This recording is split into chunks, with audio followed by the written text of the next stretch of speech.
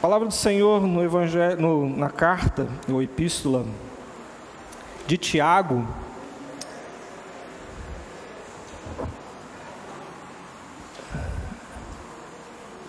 há muitas maneiras de se pregar a palavra de Deus, mas ao longo do tempo e buscando compreensão e vendo a maneira como os apóstolos traziam a palavra de Deus, percebi que a maneira, até mesmo pela qual a palavra de Deus foi escrita, de maneira a expor o Evangelho do Senhor, a partir daí então, e assim tem sido por mim, prego expositivamente, ou seja, fazendo a leitura da palavra do Senhor de forma contínua.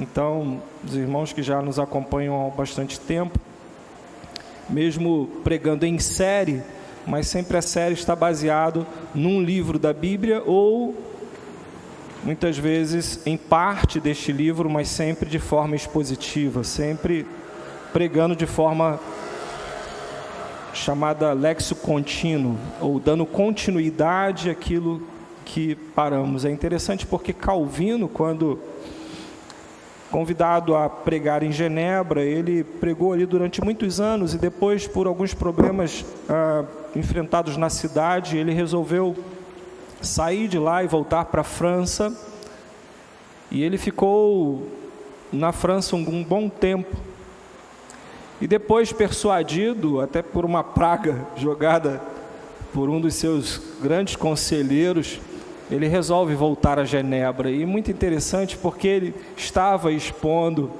a palavra do Senhor e ele havia parado de expor numa determinada passagem, e quando ele voltou ao púlpito de Genebra e ao assumir o púlpito para pregar, ele assim o falou, continuando, e ele então deu continuidade aonde ele havia parado, dando continuidade à sua série de mensagens, porque a palavra do Senhor, ela precisa ser pregada toda.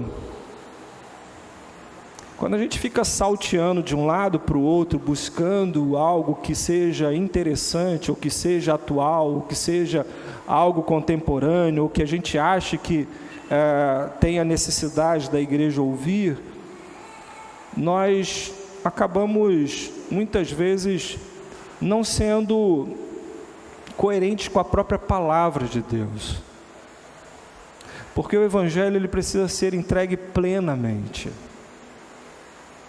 e precisamos ser alimentados plenamente, porque corremos o risco de um domingo darmos uma feijoada e no outro domingo darmos uma salada, e aí ficamos desbalanceados.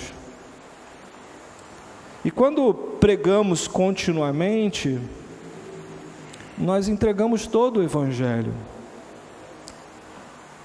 E a cada sermão, a cada pregação, e os irmãos sabem que hoje, eu vou dar continuidade ao capítulo 2, e semana que vem estarei pregando o capítulo 3, e depois o capítulo 4 de Tiago.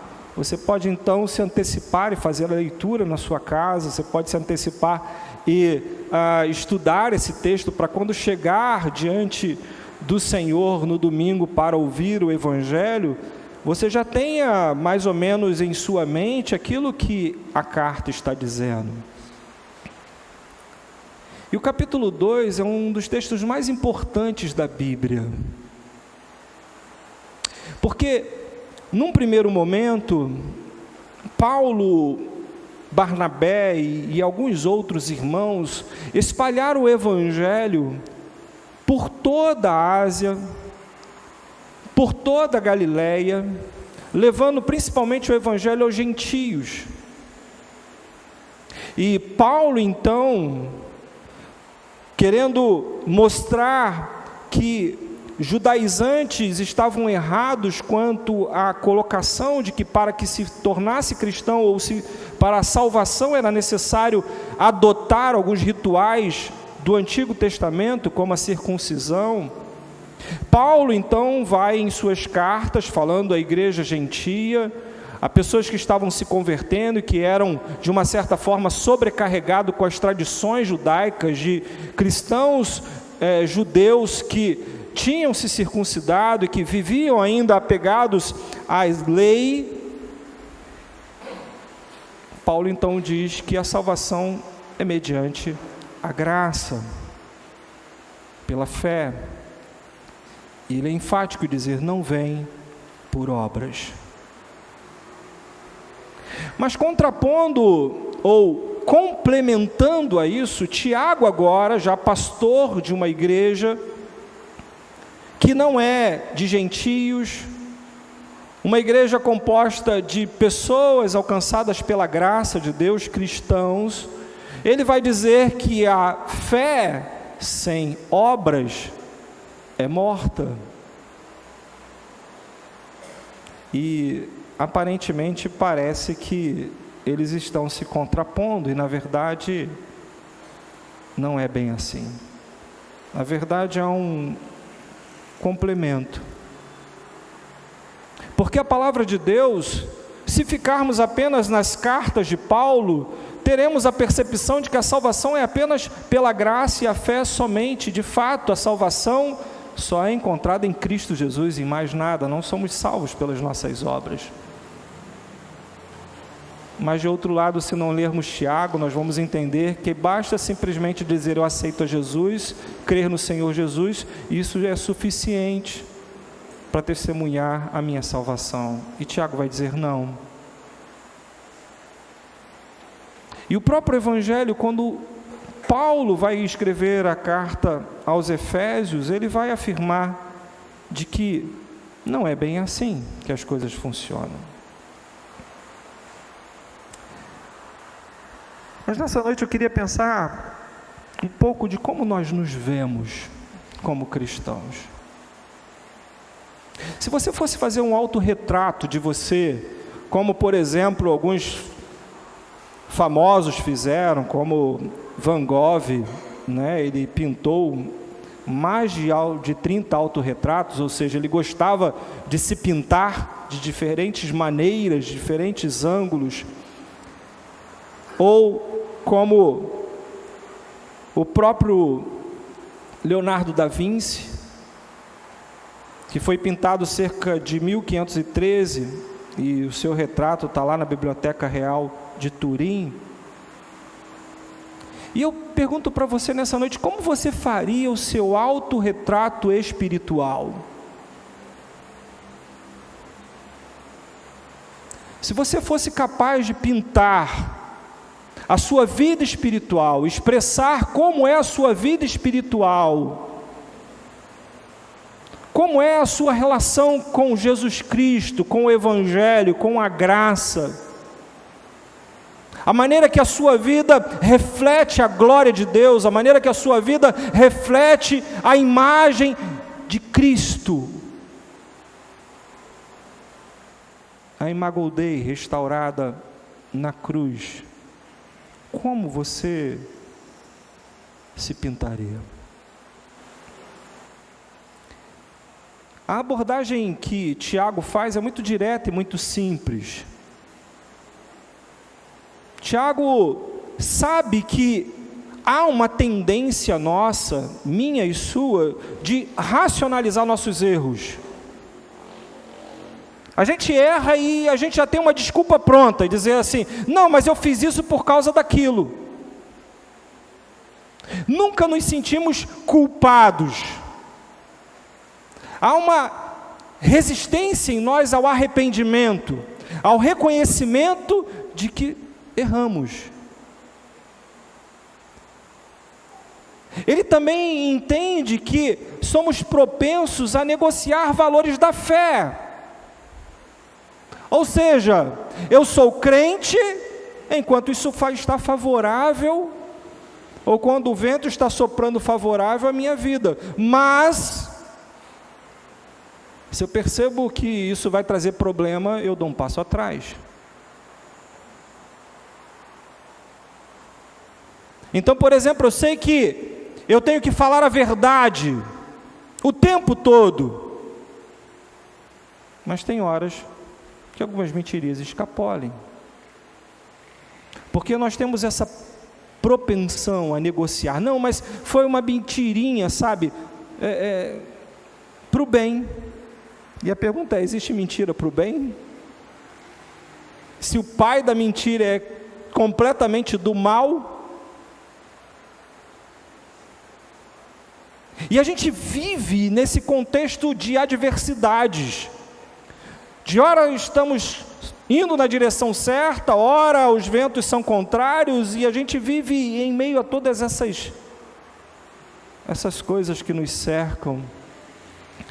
E o grande problema, e Tiago vai mostrar isso aqui, é que a gente pode ter uma visão errada de nós mesmos. Achar que somos uma coisa, mas na verdade não somos. Tiago, durante toda a sua vida, foi contrário ao seu irmão Jesus. Ele era irmão de Jesus. Os apóstolos falam isso, os evangelhos falam isso, de que por muitos momentos Tiago e seus irmãos hostilizaram a Jesus, perseguiram a Jesus. E a conversão de Tiago, ela só se deu de fato depois da sua morte e ressurreição. Quando Cristo Jesus então aparece aos discípulos, aparece aos seus irmãos, e aí sim, há uma regeneração completa no coração de Tiago, uma transformação completa nele, e ele se converte a Cristo, e ele passa então a ser seguidor de Cristo, coisa que durante a jornada de Cristo, a vida de Cristo, ele não foi. O Tiago que vemos aqui não é o irmão de João, como nós já falamos, que era apóstolo, não, é o irmão de Cristo Jesus.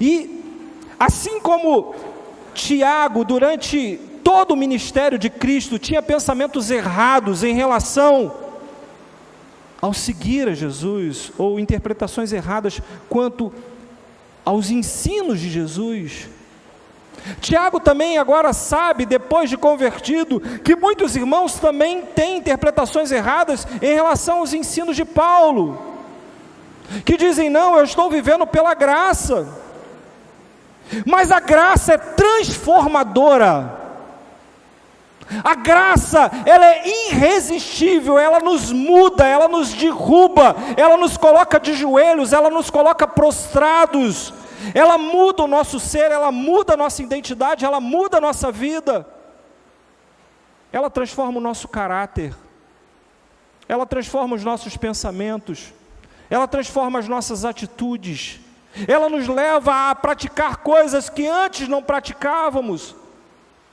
para a glória de Deus.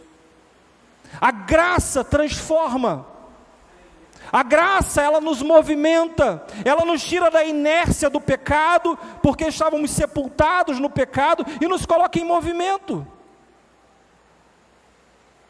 Por isso que ele escreve à igreja dizendo que a fé sem obras é morta. Fé sem obras é morta. É vale de ossos secos. E mesmo você pregando aos ossos, falando aos ossos, não produz vida.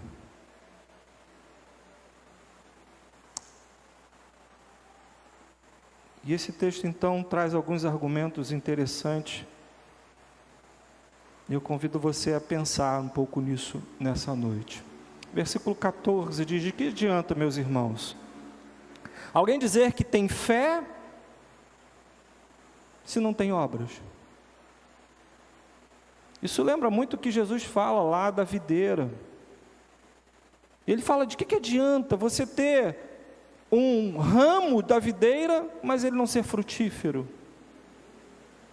E vemos uma atitude de Jesus diante de uma figueira, na qual está frondosa, cheia de folhas, e Jesus vai até ela buscar fruto, e chega nela, não encontra nada.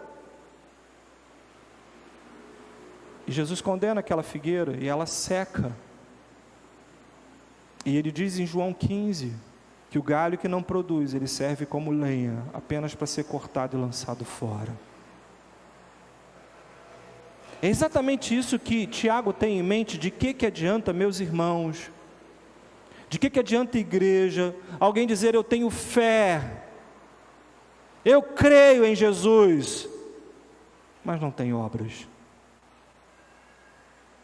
Se o irmão ou irmã estiver necessitado de roupas e alimento de cada dia, se você diz eu tenho fé, e você vem para a igreja, e o irmão que está sentado ao seu lado está carecendo de roupa, está carecendo de comida,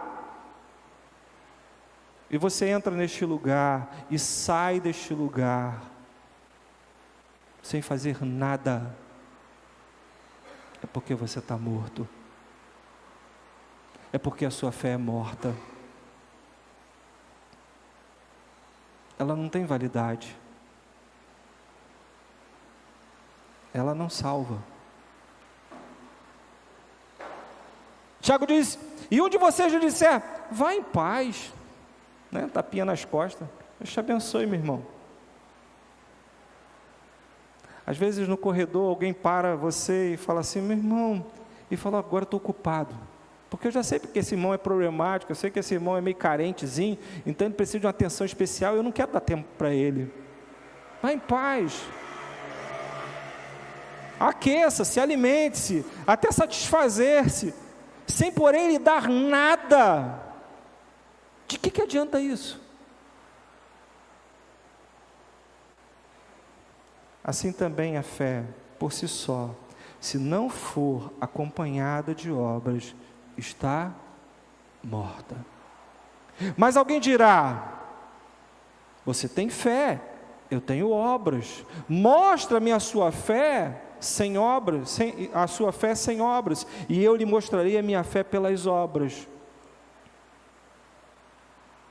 Você crê que existe Deus? Quantos aqui creem que existe Deus, na existência de Deus? Até o diabo crê. Aliás, ele mais crê do que você, muitas vezes. Os mesmos demônios, eles não apenas creem, mas também temem. Temem. Quando Jesus chegava com a sua autoridade diante dos demônios, eles se dobravam, eles fugiam, porque eles não apenas creem que Jesus é o Filho de Deus, mas eles também temem. A gente às vezes tem que aprender mais com o demônio, aprender a temer ao Senhor, porque tem muito crente que crê e não teme. E aí tem que fazer uma aulinha com o demônio para aprender a temer, pelo menos vai fugir, não vai ficar vivendo de aparência. Mas alguém dirá, ou o insensato, versículo 20, insensato, e aqui, Tiago, é como se berrasse diante da igreja, e dizesse, insensato. Talvez ele até olhou para alguns irmãos, apontou o dedo e falou, insensato. Quer certificar-se de que a fé sem obras é inútil? Não foi Abraão, nosso antepassado, justificado por obras, quando ofereceu seu filho Isaque sobre o altar? Você pode ver que tanto a fé como as suas obras estavam atuando juntas. E a fé foi aperfeiçoada pelas obras. Cumpriu-se assim a escritura que disse, Abraão creu em Deus, e isso lhe foi creditado como justiça. E aí, Deus o chamou de amigo, porque as suas obras testificaram de fato que ele cria em Deus. Vejam que uma pessoa é justificada por obras, e não apenas pela fé. Caso semelhante é de Raabe, uma prostituta.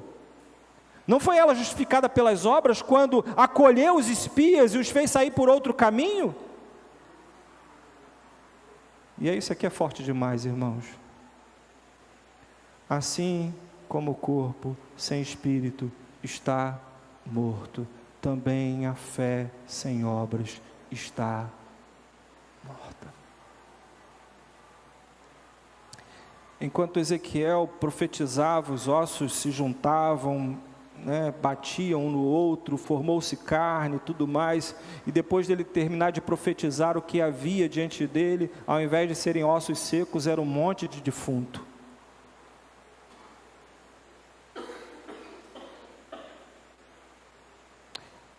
Somente quando o Espírito Santo foi derramado sobre aqueles defuntos é que eles se colocaram de pé.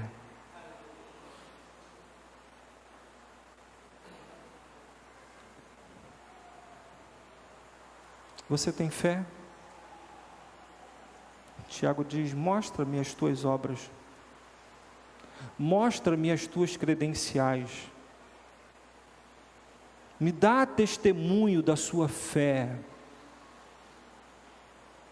porque se não há provas dessa fé, se não há testemunhos da sua fé, ela está morta.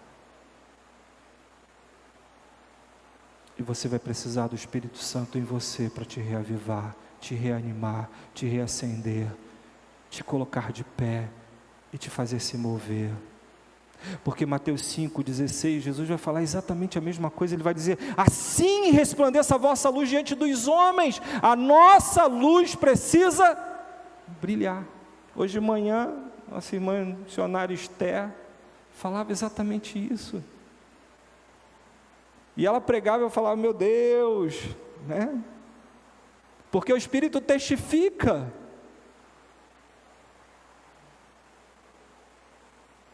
Para que vejam as vossas obras e glorifiquem o vosso Pai que está nos céus. Para chamar a Deus de Pai, para dizer: o Senhor é o meu Pai, é necessário que a sua luz esteja acesa.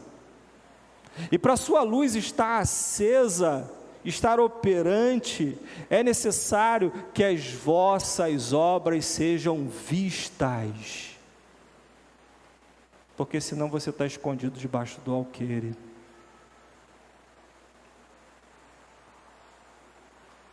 Tiago, ele repete as ideias expressas no capítulo anterior, onde ele diz antes que a verdadeira religião consiste na misericórdia para com os menos privilegiados. Ele fala disso.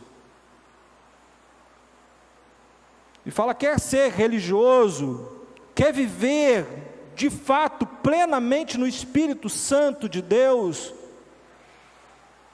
mova-se em direção ao outro. Igreja é chamado para fora, vive para o outro. O Evangelho é outro centrado, ele não está centrado na minha vida, ele está centrado na vida do outro. Ide e fazei discípulo, porque você já é discípulo, você já recebeu de Deus todos os dons espirituais, você já recebeu de Deus toda a capacitação necessária. Você não tem que ficar diante de Deus como um pedinte, dizendo: Senhor, me ajuda. Ele já te ajudou, Ele já te colocou de pé, Ele já te ergueu, Ele já derramou o Espírito Santo na sua vida, Ele já te deu dons espirituais para você servir e parar de murmurar, e parar de dar trabalho, e parar de reclamar, e parar de ficar de braço cruzado.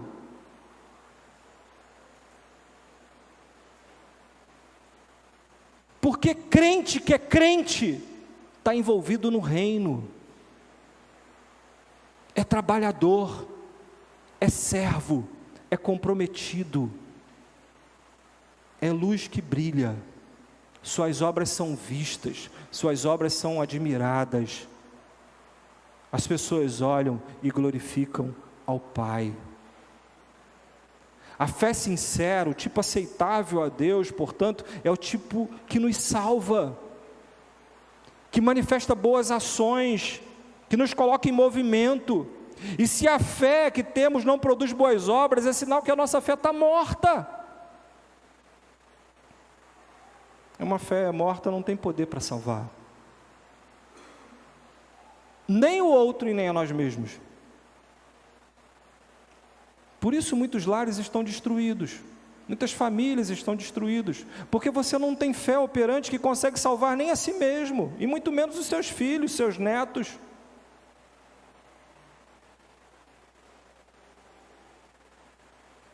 Tanto tempo sou crente, por que minha família está destruída? Porque a sua fé morreu. Talvez lá no passado você creu em Jesus, mas está igual a igreja de Coríntios, abandonou o primeiro amor, não frutifica mais, é galho seco.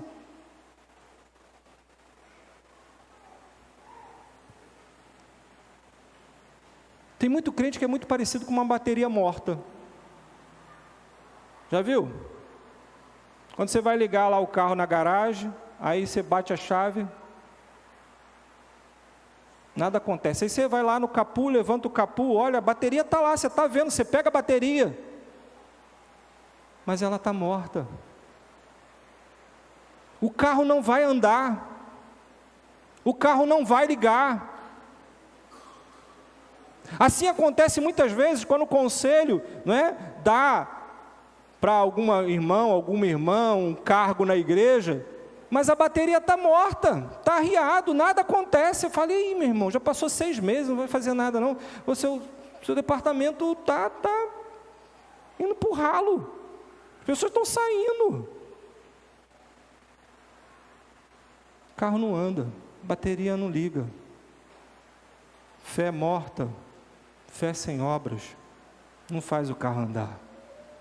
Não faz a igreja andar. E esse é um grande desafio na igreja, achar irmãos que têm a sua fé operante. Gente que frutifica a 100, a 60, a 30 por 1, joga na mão dele no estalo, bateu a chave, o carro está pegando já. Tem gente que nem empurrando, nem fazendo chupeta, nem com muita oração, bota o nome nele lá na oração, vamos lá irmão, vamos orar, vamos ver se pega. Não vai, Mortinho da Silva. E aí Tiago, ele quer unir essas duas coisas. Nós precisamos ter fé, mas nós precisamos ter obras. É de obras que o reino precisa. É de crente operoso. E aí é fundamental a gente entender essa passagem. Porque Tiago está lidando com crentes, com pessoas que afirmam ter fé, mas não demonstram através da sua vida.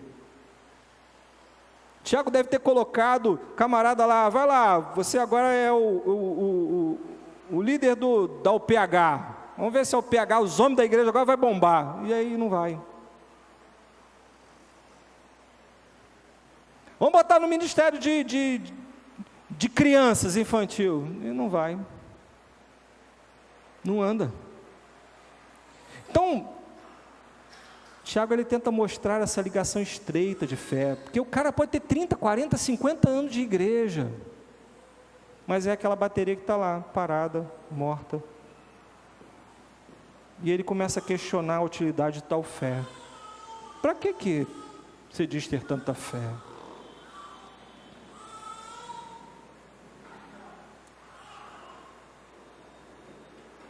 O fato é que é impossível viver sem fé. Todo mundo tem fé. Todo mundo crê, todo mundo confia em alguma coisa. Mesmo que não seja uma crença religiosa, as pessoas sempre têm seus valores, suas crenças. É impossível a gente viver sem fé.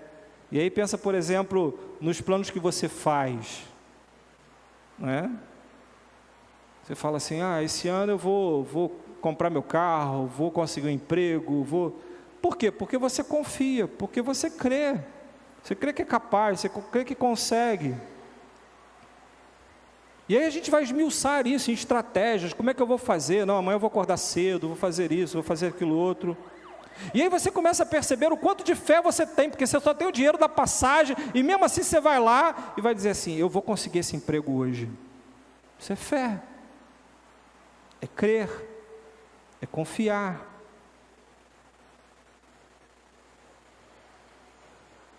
O problema é que, por exemplo, de manhã você deixa o seu carro lá no mecânico. E aí, o mecânico liga para você e fala: ó, vi aqui, tem isso para trocar, faço ou não faço o serviço, hein, Nemi? Aí o Nemi, pai, não tem como... Dá para dar uma quebrada aí, dá para pagar em 10 vezes? O cara, não, tudo bem, dá para fazer em 10 vezes, então faz o serviço. E aí, você vai lá buscar o carro, ele liga, ó, o carro está pronto. Você vai lá, puxa o carro, olha, liga o carro está funcionando, beleza, você entra no carro e vai embora. Agora, que garantia você tem de que o mecânico fez aquilo que ele falou que ia fazer? Que garantia você tem de que a peça que ele colocou ali, de fato é a peça original? Por que você pega o carro e vai embora? Porque você crê e você confia. Não, esse mecânico é de confiança. Eu tenho fé. Agora, quem garante que tudo aquilo foi realmente feito? Ah, é de confiança. Percebeu? Todo mundo tem fé. Todo mundo acredita. Todo flamenguista acredita que vai continuar ganhando, né? Homens de fé. Os vascaínos são mais de fé ainda, né? Acreditando que vamos ser campeões, né, esse ano. O filho estava mostrando lá, falou: olha quem está em primeiro lugar aqui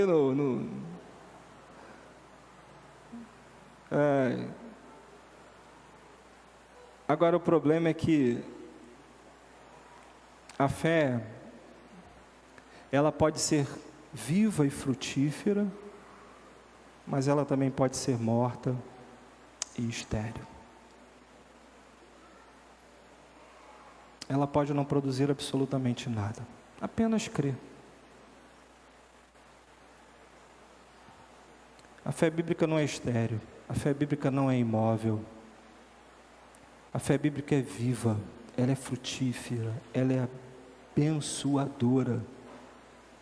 Crente que tem fé abençoa, se doa, dá a vida, se entrega, se joga, porque ele crê e ele confia no Senhor, ele sabe que Deus está cuidando das suas necessidades.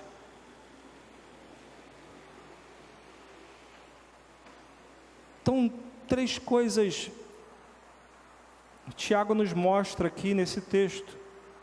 Primeiro, o cristão operoso, ele tem coração, porque só os vivos têm coração. Um coração que pulsa, um coração que bate, um coração que vibra,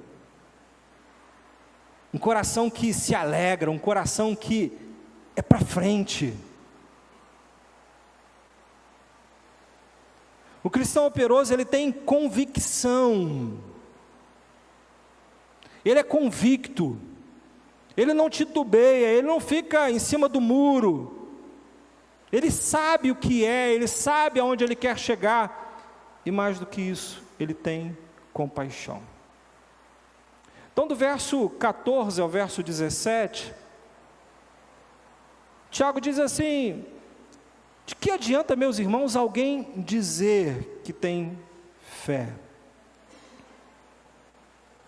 E é interessante essa palavra dizer, né? É um verbo. E esse verbo, ele combate algo muito nítido nesse texto e nessa passagem.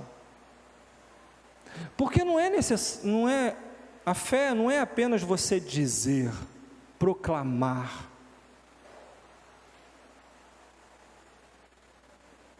Porque eu posso dizer, eu posso falar, eu creio em Jesus. Eu posso levantar a minha mão nesse culto e dizer: eu aceito Jesus de todo o meu coração, de toda a minha alma, de todo o meu entendimento, de toda a minha fé, todo o meu... Mas a questão é, isso vai ser real na sua vida?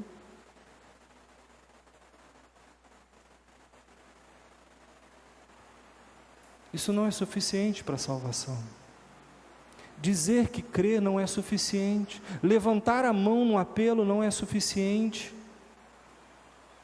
Passar pelo conselho, ser batizado, participar da profissão de fé, ser membro da igreja, fazer parte de um ministério, isso não gera salvação.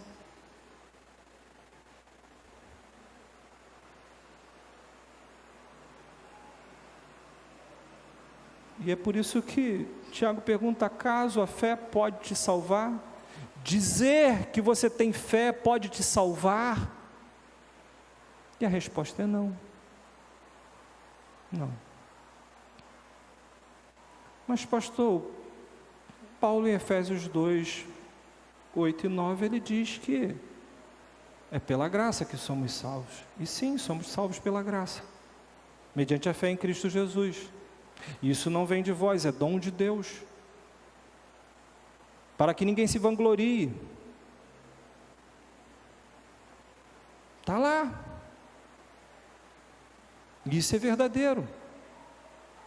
Paulo está falando para, como eu falei, um grupo de pessoas gentias que estavam sendo convencidos pelos judeus ou pelos judaizantes cristãos de que eles deveriam se circuncidar, de que apenas a graça não era suficiente para salvá-lo, era necessário as obras, a circuncisão. E Paulo então rejeita essas obras sem fé, porque dentro do ritual, dentro da cabeça do judaizante, você só seria cristão não porque tinha crido em Jesus Cristo, mas por causa do sinal na carne, a circuncisão. E aí vai falar: não adianta você ser circuncidado, não adianta você fazer as obras da carne, ou realizar obras, mas sem crer de fato na graça e na salvação em Cristo Jesus. Então ele está negando as obras, a eficácia das obras antes da conversão, antes de você ser salvo pela graça, porque não são essas obras que vão te justificar diante de Deus, não são essas obras que vão habilitar você a ser chamado filho de Deus. Não, é pela graça que nós somos salvos. Quem declara alguém justificado é o próprio Deus, não as nossas obras. Somos justificados por intermédio de Cristo Jesus. E isso confirma a declaração de Deus da nossa retidão, dizendo: sede santos, porque eu sou santo. E Paulo vai dizer àquela igreja de Éfeso: vocês são santos, assim como eu sou santo, porque vocês foram justificados por Cristo Jesus, vocês foram eleitos por Ele, foram selados com o Espírito Santo de Deus. E ele vai dizer: Abraão foi justificado porque creu em Deus.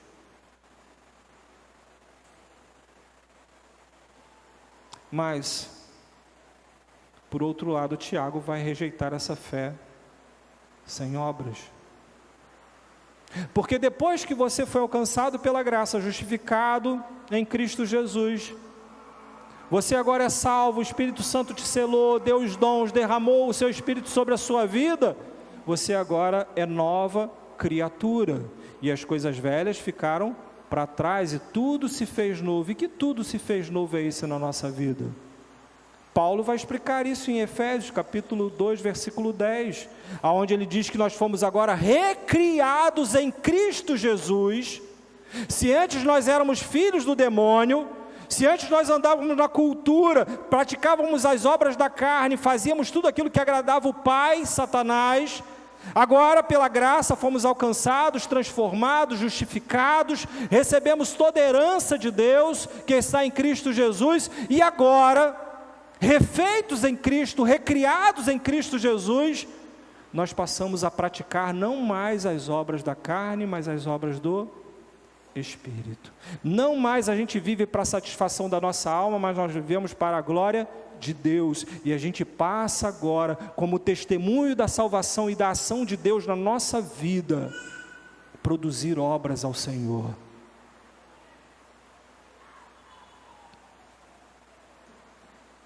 E ele apela então para a necessidade das obras depois da conversão.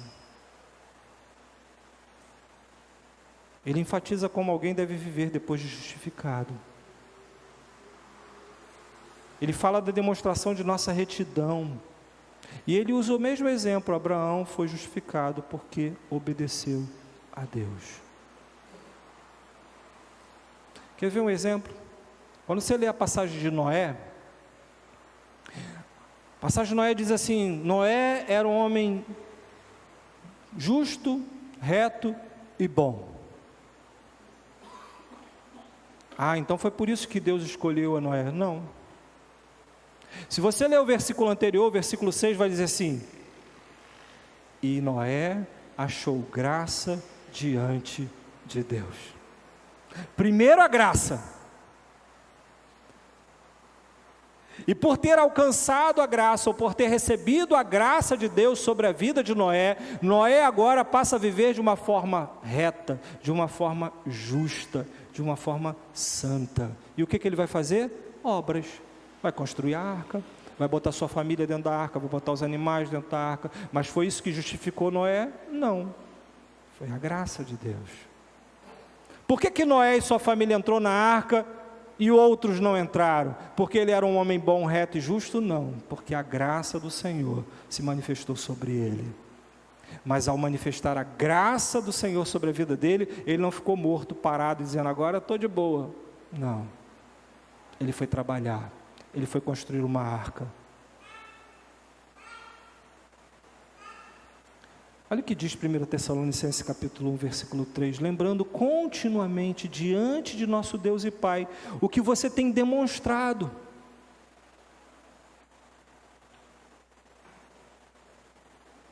As nossas orações precisam ser apresentadas diante de Deus daquilo que nós temos demonstrado. O trabalho. O Senhor nos arregimentou para a vinha. No final do dia, Ele vem para o pagamento. O salário já foi acertado, é a graça. E agora você tem que prestar contas. O Senhor te arregimentou, o Senhor te chamou para trabalhar na vinha, e Ele vem cobrar os resultados. Mas a gente só quer o salário, a gente está preocupado com o salário. A gente está dizendo assim: mas o irmão tal chegou agora. Sim, mas ele trabalhou, é digno do salário, foi acertado.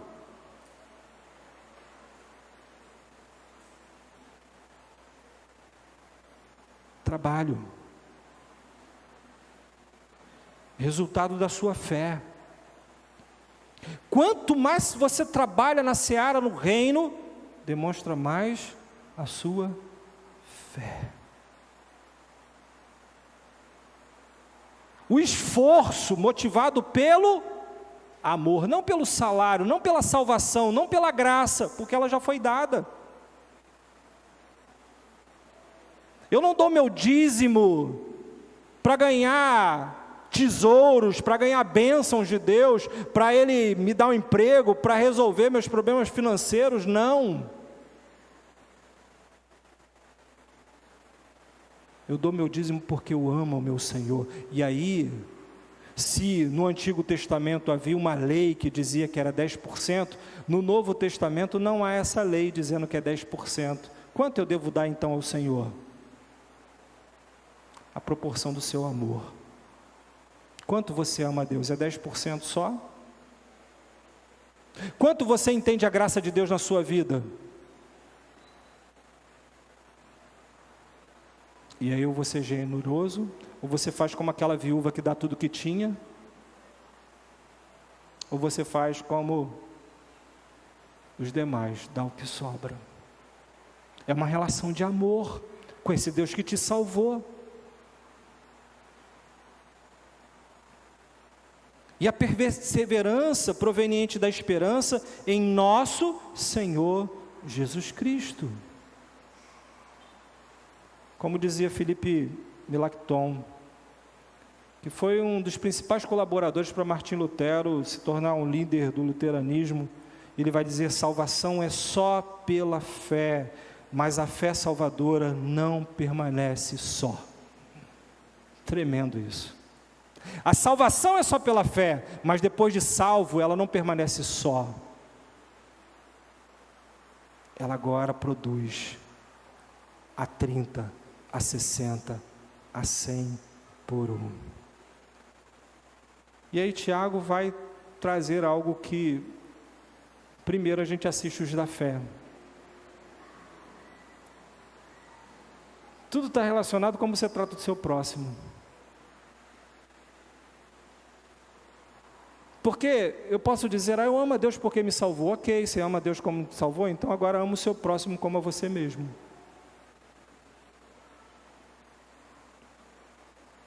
Ele diz, de que adianta, meus irmãos? Alguém dizer que tem fé se não tem obras, acaso a fé pode salvá-lo?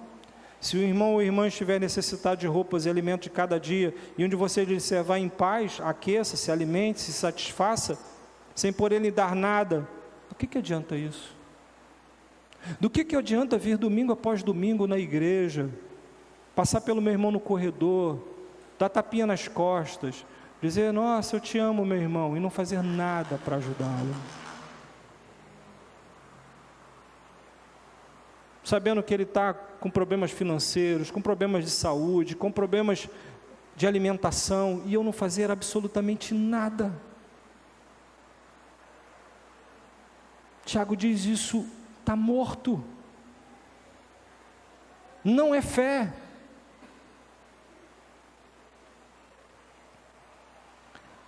Fé morta não resolve o problema do outro. Aliás, a fé morta não resolve nem seus próprios problemas. A fé morta não tem coração, a fé morta não ama, a fé morta não olha as pessoas, a fé morta passa de largo, a fé morta só pensa nos seus próprios interesses. E aí João vai dizer assim para a gente, nisto conhecemos o que é o amor. Jesus Cristo é o amor. E como é que eu sei que Jesus Cristo é o amor? Porque Ele deu a sua vida por mim. E só alguém que ama muito, exageradamente, dá a vida por outro. E agora, entendendo esse amor de Cristo, eu devo dar a nossa vida por nossos irmãos. Você já deu a sua vida pelo seu irmão? Você fez algum sacrifício hoje pela vida do seu irmão?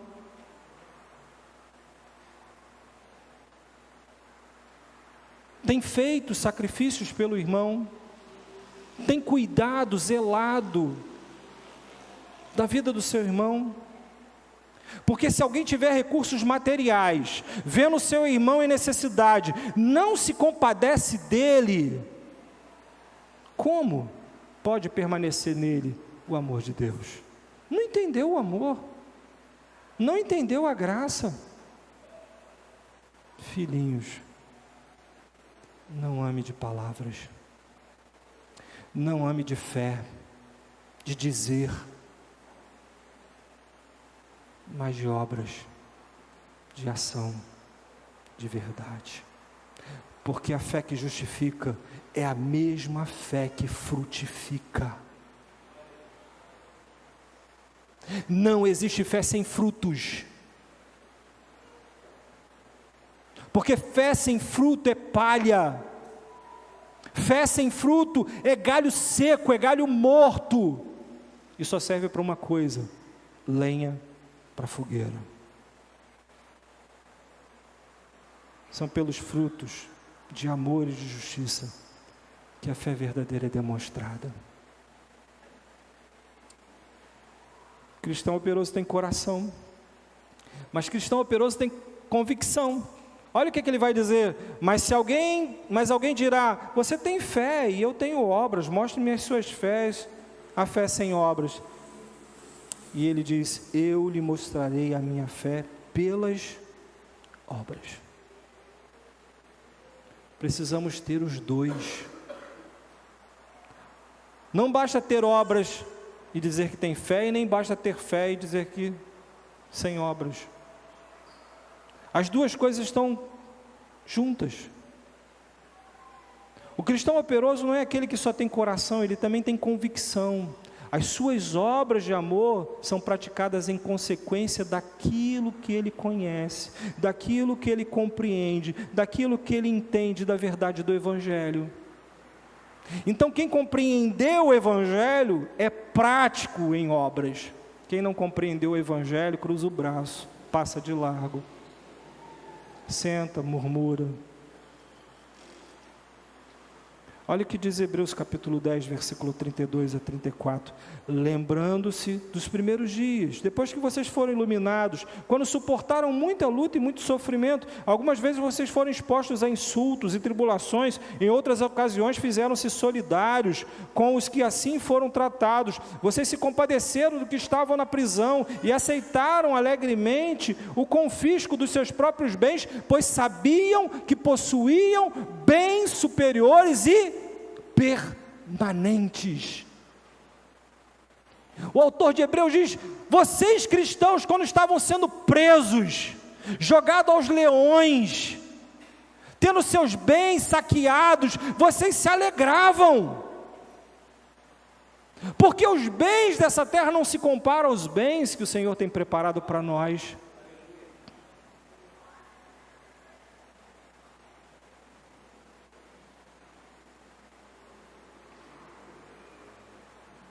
A gente precisa ter convicção. O nosso coração tem que ter convicção daquilo que possui em Cristo Jesus. Eu não serei vitorioso, eu sou vitorioso em Cristo Jesus. A palavra de Deus diz que nada nem ninguém pode me separar deste amor, nem a fome, nem a escassez. A gente age de coração por ter convicção daquilo que possui em Cristo Jesus.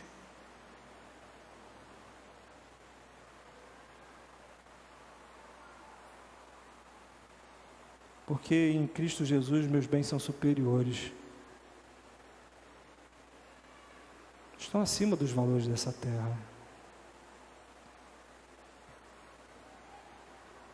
A verdade é que não se consegue amar de forma bíblica sem que haja fé no coração. É por isso que Paulo vai dizer: a letra mata, mas o Espírito vivifica. A fé sem obras está morta. Morta. Qual é o retrato que você faz de você? Quais são as obras que você tem realizado no reino de Deus? Você consegue fazer uma lista das coisas que você tem feito, que você fez essa semana, que testificam a sua fé, que testificam o seu amor em Cristo Jesus, que testificam a graça de Deus na sua vida?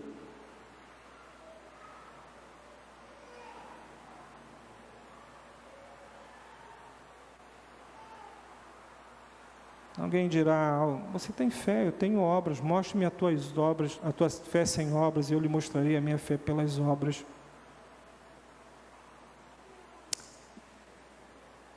E aí a lógica do argumento de Tiago é muito pesada, muito profunda, porque ele vai dizer: se alguém tem conhecimento intelectual de Deus, sabe tudo de teologia, vive nas redes sociais debatendo teologia, discutindo com amigo do trabalho, falando de predestinação, de eleição, de justificação, combatendo o arianismo, e exaltando o calvinismo, e fazendo, mas apenas acredita, e chama isso de fé, sem demonstrar suas convicções de amor, de amar o seu inimigo, de amar aquele que se opõe a você,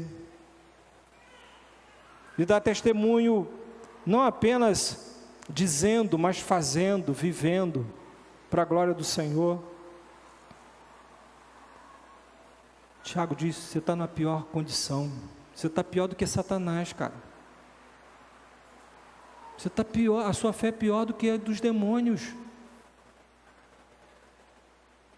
Porque você, além de não estar salvo, você ainda está atrapalhando a salvação de alguém, está sendo pedra de tropeço.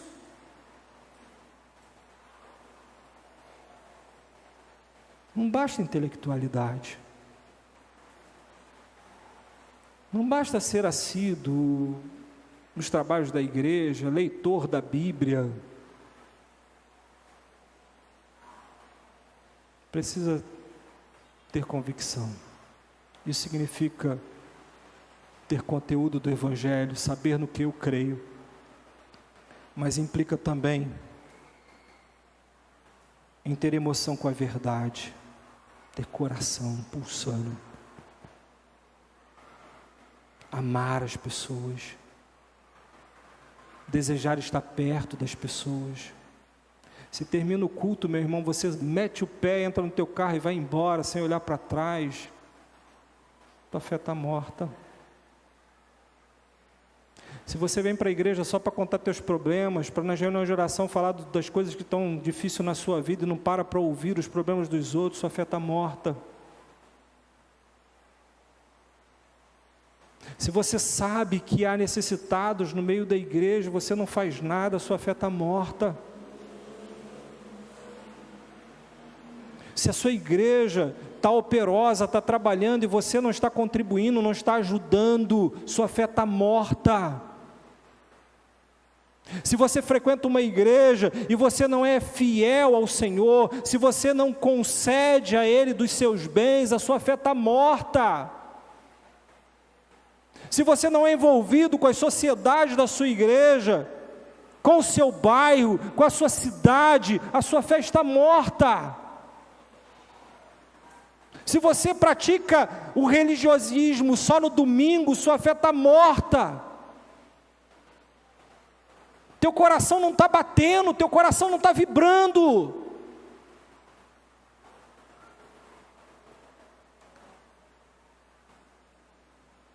A gente precisa ter atitude de compaixão, atitude de amor.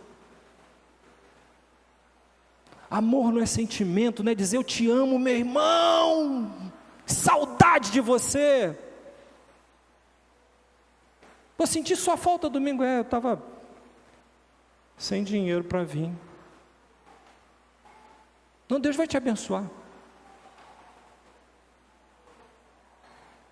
Entra no carro, vai embora, não dá nem carona para o irmão, não poupa nem a passagem. Que fé é essa? Se fosse o demônio, dava carona.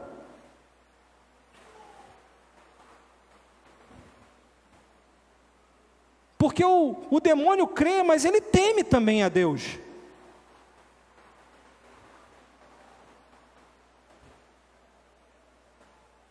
Não ame de palavras. Não ame de palavras. Diz o Evangelho, João, nem de boca, mas de ação, de verdade. Assim saberemos que somos da verdade e tranquilizaremos o nosso coração diante dele quando o nosso coração nos condenar, porque Deus é maior do que o nosso coração e sabe de todas as coisas. Deus sabe, meu irmão, Deus sonda seu coração, Deus sonda a sua fé, Deus sonda a sua vida, Ele sabe. Por isso, nutra o seu coração de compaixão. Não seja insensato. Não engane a si mesmo, porque a Deus a gente não engana. Certifique-se que a sua fé sem obras é inútil. Vir na igreja todo domingo e não fazer nada é inútil. Está perdendo tempo. Vai para a praia, vai pescar, vai viver a vida. Porque os verdadeiros adoradores adoram o Pai não apenas de palavras, mas também de verdade.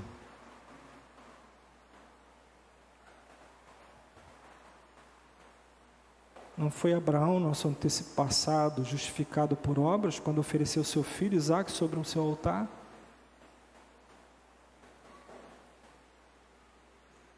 Se Deus te pedisse seu Isaque, você daria? Você tem fé suficiente para entregar seu bem mais precioso?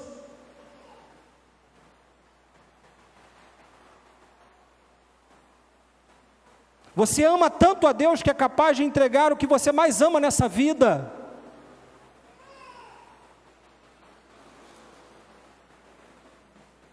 Prove o quanto você ama a Deus.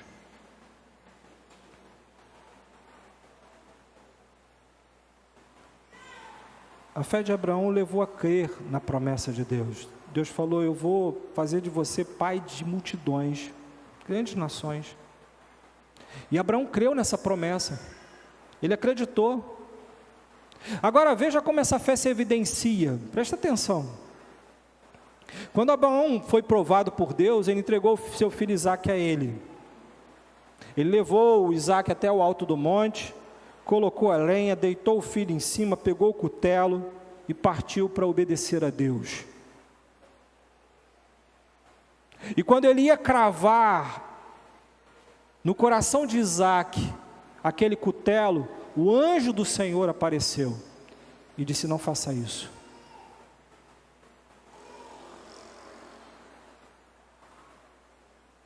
Mas a fé de Abraão levou à obediência plena. Ele ia sacrificar seu próprio filho, o que ele mais amava, a única coisa que ele tinha.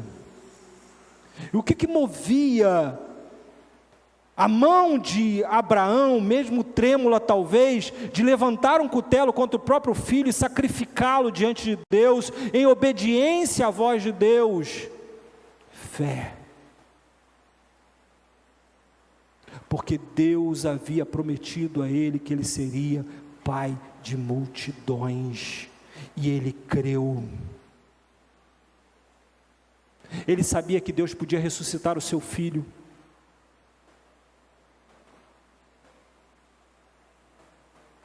Ela não era inoperante, não era uma fé ociosa, uma fé desocupada. A sua fé movia a atuar com compaixão. Depois vem Raabe. Morava em Jericó. Os espiões de Israel vão lá visitar a terra. Entram. Descobrem que os espiões estão ali. Eles entram na casa de Raabe. Raabe deveria denunciar eles às autoridades, mas ela esconde eles dentro da sua casa, coloca em risco a vida dela e dos seus familiares, para proteger pessoas que ela nem conhecia, baseados numa promessa, porque Josué promete a ela que ela e a família dela seria poupada, porque Deus iria destruir completamente Jericó. Se alguém entrasse na sua casa e falasse: esconde a gente aqui, porque a gente está em nome do Senhor e Deus vai destruir o seu bairro, a polícia está atrás de mim, você esconderia?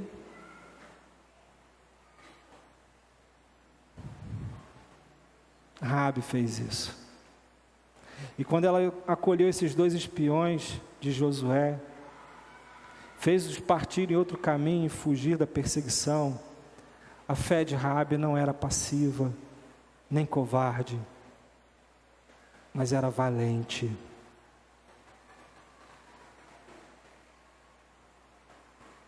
Mas você pode perguntar: mas onde estão os atos de compaixão de Abraão e Raabe? Abraão não podia nutrir nenhum amor maior do que Deus. Nada pode ocupar o lugar de Deus na nossa vida. Seu lazer, seu tempo, seus amores, suas paixões, tudo tem que estar submisso a Deus. Isaque era a maior ameaça que Abraão tinha, e Deus pediu para que ele sacrificasse seu filho. E ao entregar Isaque para Deus, Abraão, ele agiu com compaixão pelas nações. Porque se ele não entregasse Isaque ao Senhor em obediência, ele não seria bênção para as nações. Ele abriu mão do seu próprio filho para ser bênção para as nações, para ser nosso pai na fé.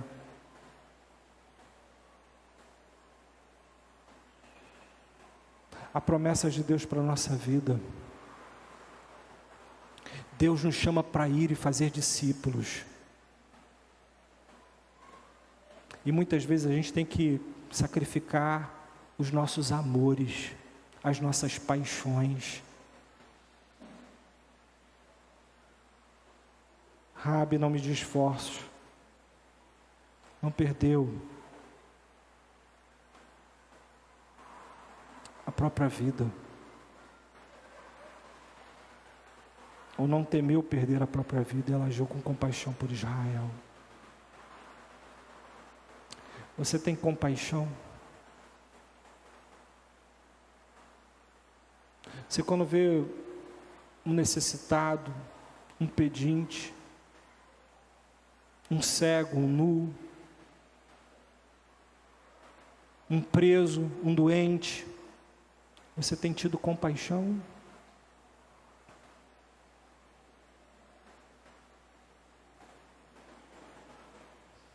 Que tipo de fé você tem? Eu te convido a refletir nessa noite. Ela é ociosa, ela é operosa. Você está ativo dentro do reino, dentro da igreja, ou você está apagado? A sua luz está brilhando neste lugar. Vidas estão sendo salvas através de você. O seu coração ama de fato as pessoas. Ou você só se ama?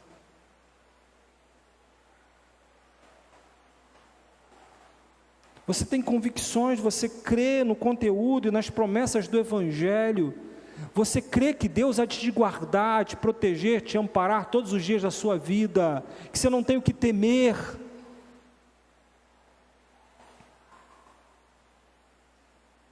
Que tipo de fé você tem?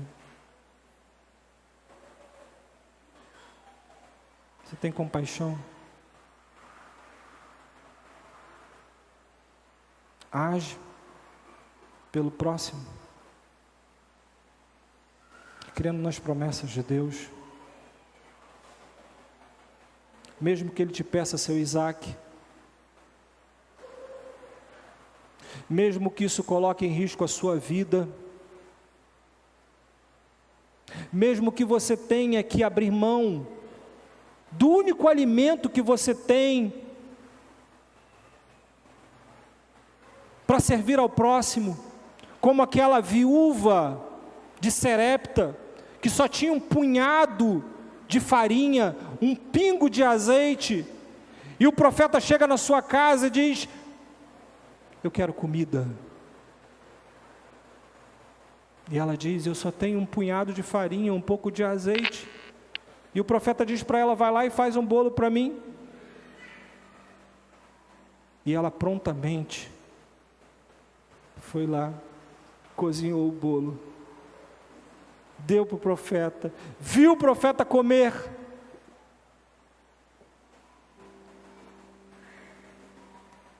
A sua fé te leva a fazer isso.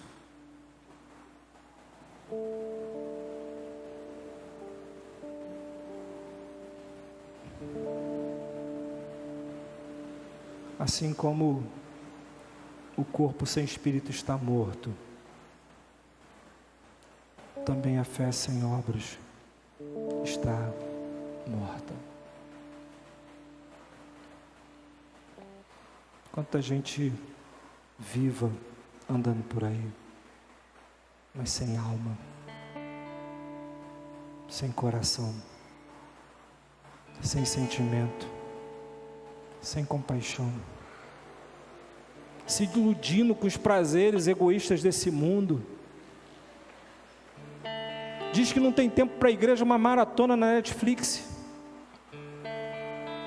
Diz que está sempre ocupado. Não, pastor, não dá. Não, esse ano. Mas vive nas redes sociais, mostrando que está passeando, que está vivendo a vida.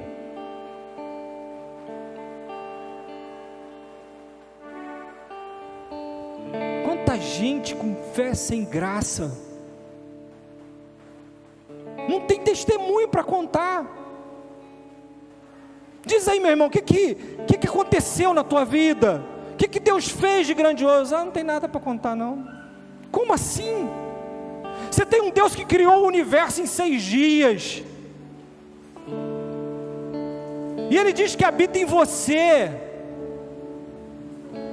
e você não cria nada, não faz nada, senta no sofá, passa horas e horas zapeando.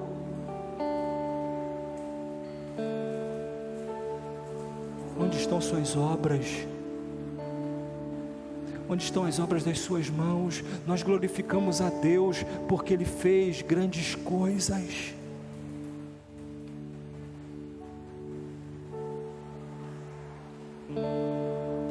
Não seja mais um Deus.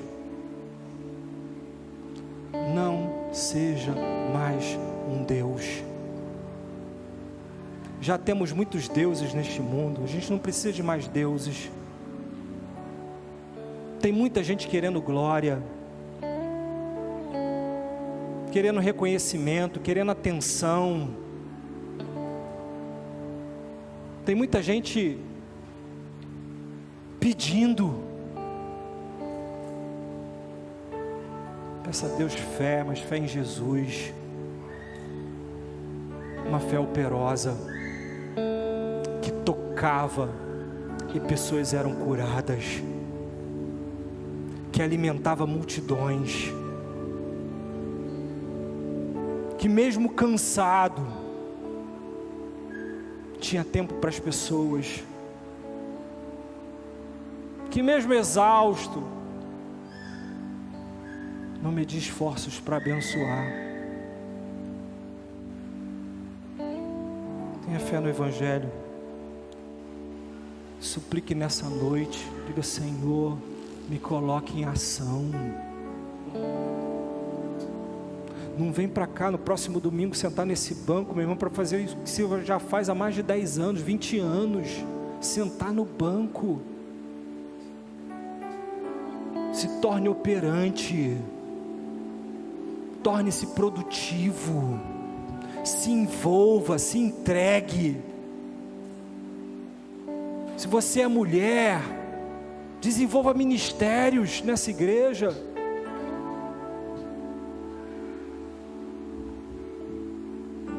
Ontem teve um trabalho dos homens aqui.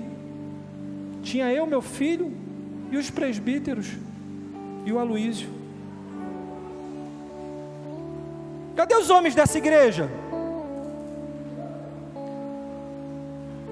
Onde estão os homens dessa igreja?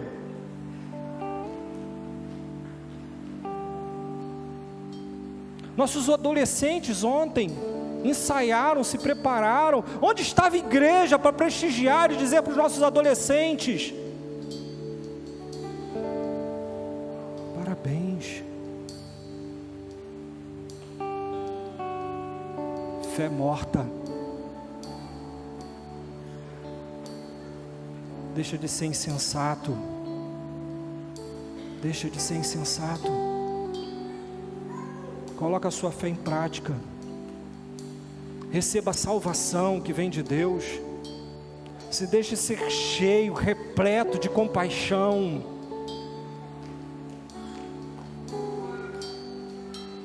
Não sai daqui correndo, já são 9h15. Tem gente precisando de você, tem gente precisando da sua atenção, do seu cuidado. Vá atrás delas. Gasta a sua vida na vida das pessoas. Chama o teu irmão para ir comer com você. Leva ele em casa.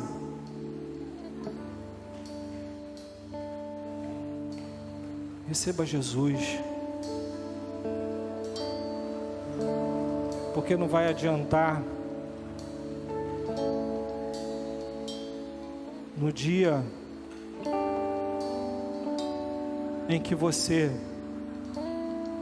chegar diante de Cristo Jesus e falar: Jesus, eu fui membro da Igreja Presbiteriana de Cosmos 40 anos, 50 anos, 30 anos,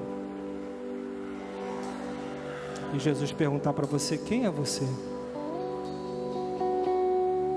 Quem é você? Não te conheço. Eu sentei vários domingos do seu lado, não tinha dinheiro nem para passagem. Você me deu a paz do Senhor, mas eu tive que ir a pé.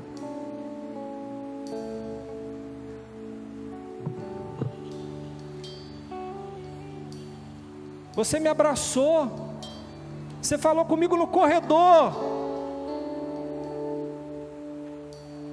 mas não foi capaz de comprar meu gás.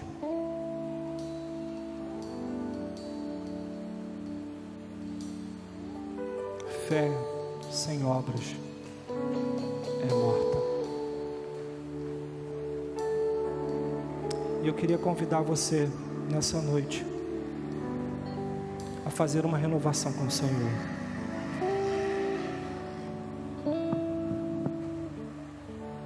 Não seja insensato, meu irmão. Não seja insensato. Não saia dessa noite daqui dizendo: isso não é para mim. Essa palavra, tome posse daquilo que Deus falou a você nessa noite. Deus está convocando você. Deus está chamando você. Deus está gritando para você: ei, acorda! Meu espírito está sendo soprado.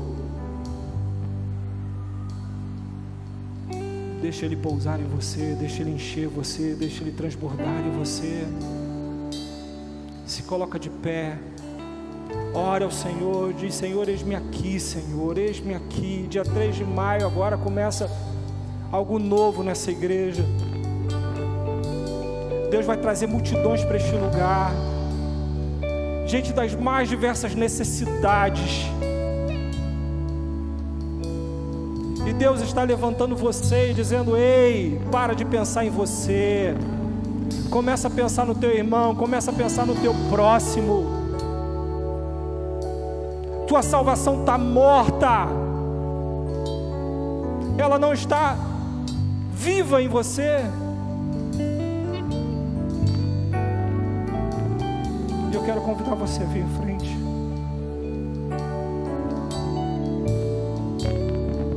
Você que quer ter uma fé operante,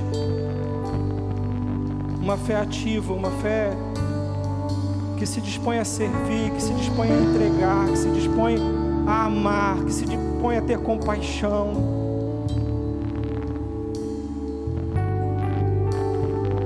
Porque Deus quer fazer grandes coisas. Deus quer apenas corações submissos a Ele. Porque se você estiver conectado em Cristo, você vai dar frutos. Frutos. Eu queria convidar você, eu quero orar por você. A você que Deus tem dado visão. E você tem dito: não, Senhor, não é comigo não. Você que já foi operoso nessa igreja e que agora está inerte, parado, desanimado, venha à frente, renove a sua aliança com Deus. Diga: Senhor, eu quero voltar, eu quero fazer parte do Teu reino, eu quero viver o Evangelho. Venha à frente, meu irmão. Deus precisa de você. Ele não enviou anjos, Ele enviou a sua igreja, é o seu povo. Esse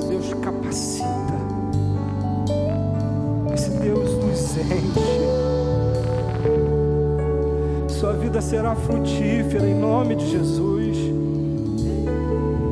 Lembra de onde caístes, lembra, você abandonou o primeiro amor. Lembra, você não é frio, você não é quente, você é morno. E o Senhor está a ponto de vomitar-te da boca.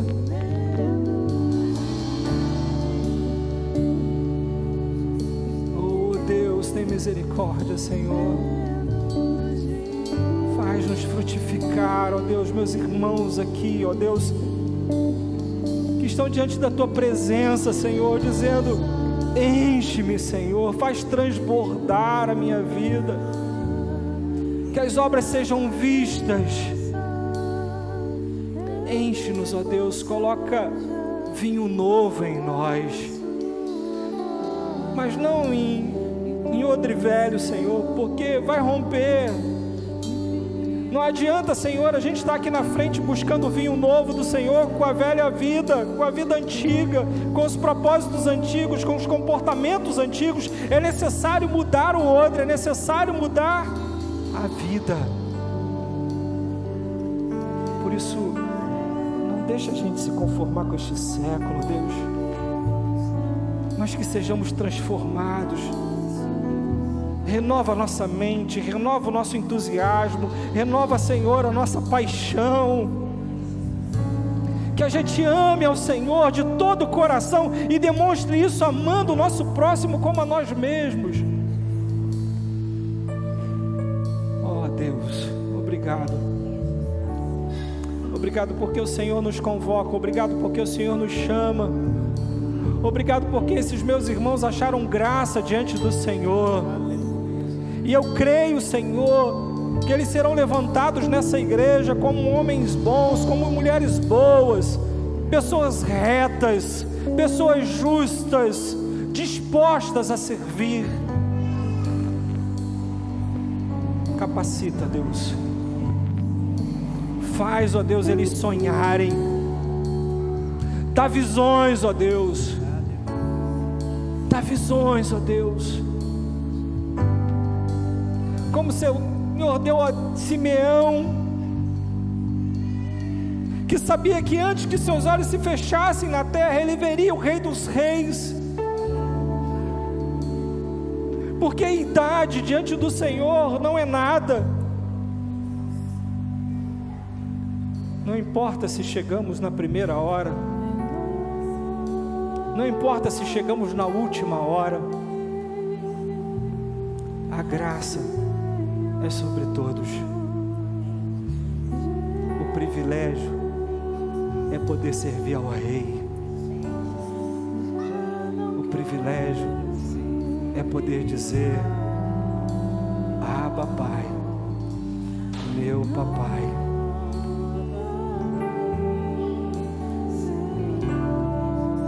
Rogamos ao Senhor em nome de Jesus o teu cuidado, a tua capacitação, a tua glória, o teu Espírito sobre a vida dos meus irmãos. Enche-nos, ó Deus, em o nome de Jesus, em o nome de Jesus.